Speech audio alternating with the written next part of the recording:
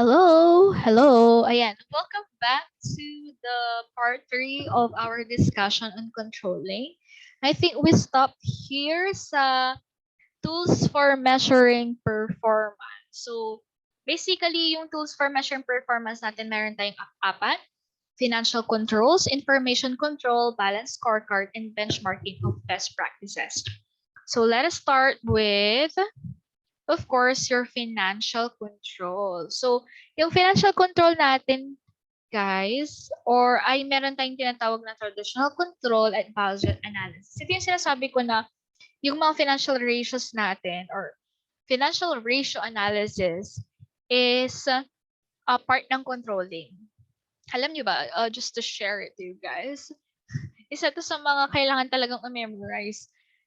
Lalo na kapag nung nag-exam ako, minemorize ko lahat 'yan. Pero siyempre after review wala na, char. Dami yung mga medyo naalala pa rin ako kasi inintindi ko talaga siya. So, ayan, dapat iniintindi natin yung mga lessons natin, guys. So, um, without even uh, without even reading, alam ko na, okay, for example, yung liquidity is yung gaano kabilis ma-convert yung cash. So, kapag liquid yung isang company is mas marami siyang cash. Kasi ang measure ng liquidity class is kapag kailangan ng cash, meron ka kaagad. Unlike, for example, ang puro non-current assets ka, hindi liquid yun kasi hindi mo naman siya magagamit kaagad or hindi mo naman siya mabibenta kaagad para makapag-produce ng cash.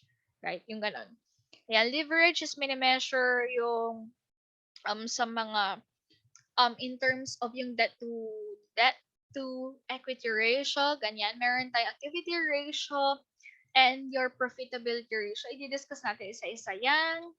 And of course, your budget analysis, quantitative standards, and deviation. So, ito yung sinasabi ko na liquidity, meron tayong current ratio, asset test. Usually, liquidity, pinakamahalaga to, the ratio between your current assets and current liabilities. Ito kasi, ang ibig sabihin nito, kapag mataas, for example, 2 ata yung standard, if I am not mistaken. Pero, kapag kasi ang, for example, your current assets is twice as many as your current liabilities, kaya mong bayaran yung short-term liabilities mo. Parang ganon. Pag acid test naman is, hindi mo sinasama yung inventories. Kasi yung inventories is the least liquid na asset. Oh, di ba? May mga naalala ko. Nag-aaralan ko rin to, guys. So, yung leverage naman yan, debt to assets, pati yung debt to equity ratio, ganyan. Siguro magbibigay ako sa quiz or exam, pero yung basic lang. Kunyari, kailangan mo matandaan yung formula ng current ratio. For example, ang total assets is 2 million, tapos current liabilities is 1 million, ganon. Okay, tapos, usually, ito hindi ko to usually bibigay.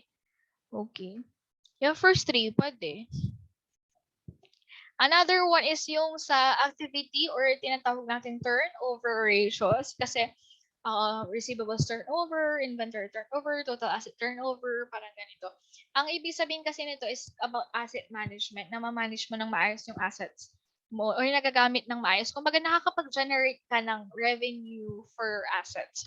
Okay, of course, yung profitability is syempre nakakapag-generate ka ba ng profits with your assets, with your kumbaga efficient ba yung gamit ng assets para makapag-generate ng profits.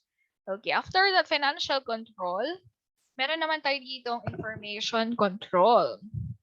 Yan. So, your information control is about your MIS. So, it's a system is to provide management with needed information on a regular basis. So, data is an organized collection of raw and analyzed facts.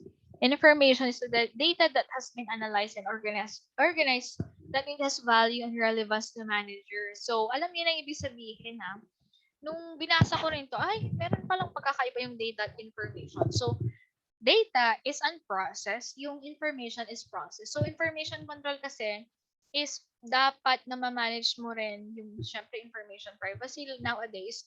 Pero at the same time is, ito dapat, nagkakaroon ka ng information kapag kailangan ng decision making. For example, kailangan ng decision making mo ilan ang i-acquire na supplies, di ba? Kung wala kang data tungkol sa mga nabenta mo, mga assets, etc., etc., hindi mo ka makakagkaroon ng good decision making. Okay, another type or another tool is actually your balance scorecard. Isa din to as in pinaka ano ko to sa strategy evaluation din kasi to pinaka alam na alam ko nitong balance scorecard pinaka memorable. It's a performance measurement tool that examines more than just the financial perspective. So sabi kasi dito class, it focuses on financial and non-financial perspective. Kasi usually, di ba, nagme-measure tayo, usually ang basis lang natin is profits or puro financial. Pero hindi natin na-measure yung ibang areas na customer satisfaction, customer loyalty, number of customer bases, or something like that. So ito, kailangan ay ano lahat, natakal niya lahat ng areas. Financial, customer, internal, people, innovation, or growth assets. So, the second bonus question, madali lang. Sino ang nag-develop ng balanced scorecard? Or some company, if you can search for it. Ayan. So, madali lang yan. Alam ko yung sagot pero kailangan ma-search ninyo yan. So, baka online yung bigay ko sa quiz, ganyan. Okay, this is an example of a balanced scorecard. Kumbaga ito, financial, titignan mo yung revenue per user, profit, operating cost. Pero in terms of customer clarity of offering, market perception, and user experience, customer loyalty, ganon. Pag internal processes, offering selection, information services, ease of use for end users, saan na mga bata example? I think, mobile information services company siya. And organizational capacity, marami kasing tawag dyan. Naalala niyo ito? Itong people, innovation, growth, assets. Minsan tawag din organizational capacity is pwedeng improve knowledge and skills, content supply, technology. Okay? Ayan. So, benchmarking of best practices. So, ang ibig sabihin kasi ng benchmarking is like comparing your company to other companies. So, best practices among competitors or non-competitors that lead to their superior performance. So, the benchmark is actually the standard. So, nagkakaroon ng benchmarking when you compare your company with with other companies as big as you or as old as you ganon. Okay? And the last topic for this chapter is actually the contemporary issues and control. So, meron tayo ditong different issues na kailangan i-tackle at may mga solutions naman. Pero number one is cross-cultural differences. So, adjusting controls for cross-cultural differences may be needed primarily in the areas of measuring and taking corrective action. So, organizations should clearly communicate to managers and employees how to approach and respond to routine and non-routine situations within and outside the home country. Okay. This is especially for the companies na nag-engage in international business. Kailangan kasi nila yung mga corrective action nila baka kasi legal siya or legal siya dito pero illegal sa ibang bansa. So kailangan nilang malaman yun. And of course, hindi lang per country to another pero iba kasi yung traditions ng, for example, taga Pangasinan, iba rin sa probinsyang other provinces or even iba rin ang culture sa Manila or something, di ba? Okay, another is workplace privacy. Okay. So employees who use the internet and social media for personal use are not entitled to privacy. Organizations need to establish clear policies that outline the differences between proper and improper use and consequences for using technology inappropriately. Ayan. So, workplace privacy, it's like, feeling ko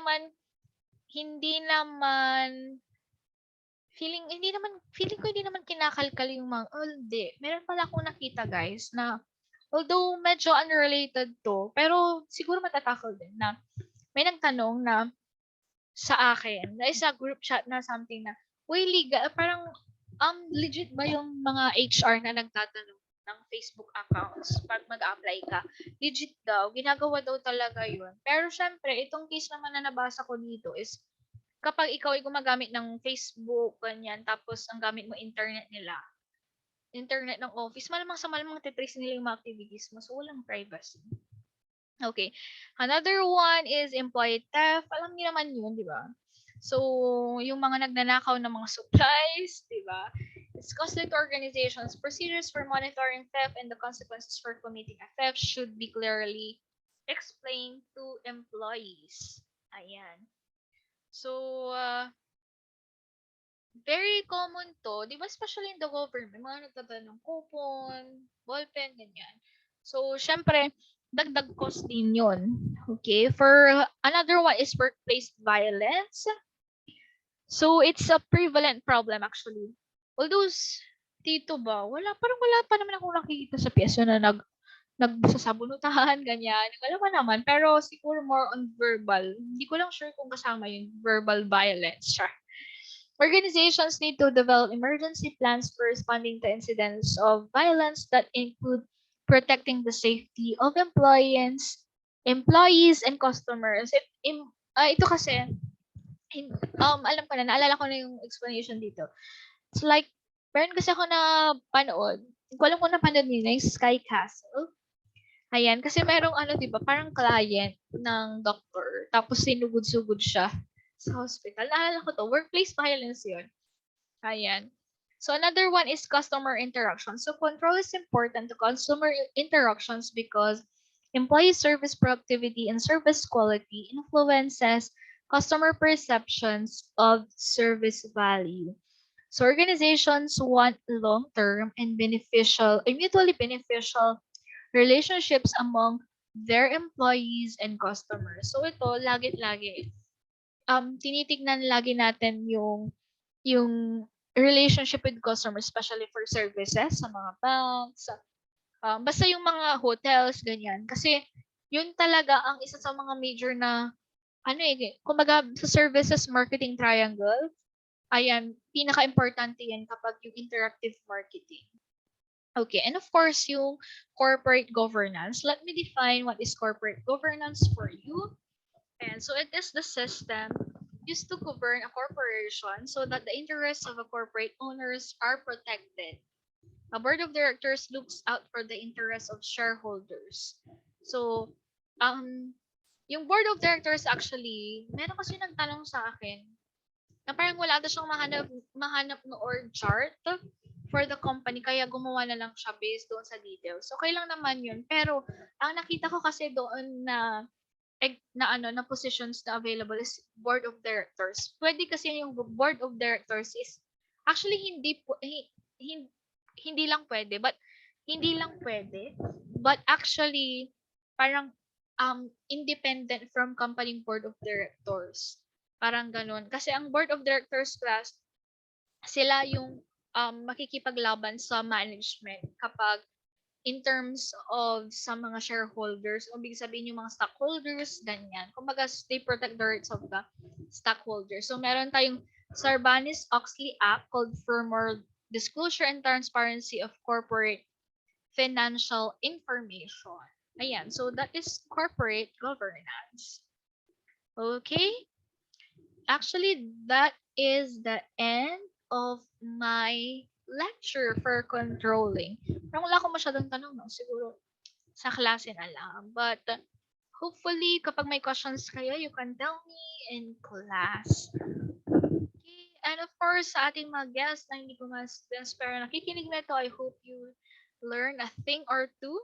At I will leave this. I will leave this question for you. How do you use controlling in your everyday life? Okay, based on the concepts here, how do you use the controlling function of management in your everyday life? Diba? So, I hope you can think of your answer, pero I would have to say goodbye at this point. Thank you for watching. So, this is the last part. So, there are 3 parts, part 1, part 2, and part 3, and this is the last one. Thank you guys for listening. I'll see you. And I am looking forward to hear your takeaways about this lesson. Thank you. Bye.